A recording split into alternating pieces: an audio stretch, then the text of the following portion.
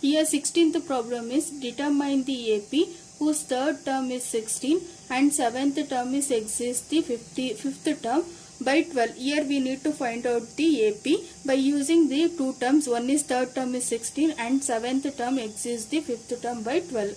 First write the third term. Here third term is equal to 16. We need to form the equation by using the nth term of an AP formula. An is equal to a plus n minus 1 into d.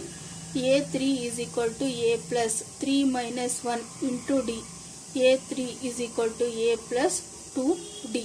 Here a plus 2d is equal to 16. This is the equation 1. Now let's take the 7th term. Yes, 7th term exists the 5th term by 12 means exists means more than. Here 7th term is always 12 times more than 15th term, 5th term. So here take this a7 is equal to a plus 7 minus 1 into d. A7 is equal to a plus 6d. Now a5 is equal to a plus 5 minus 1 into d. A5 is equal to a plus 4d. This is the equation 2 and equation 3. Now solve this equation 1, 2 and 3 to get the to determine the APs. Now to solve this 7th term exists 12th term 12 by 5th term.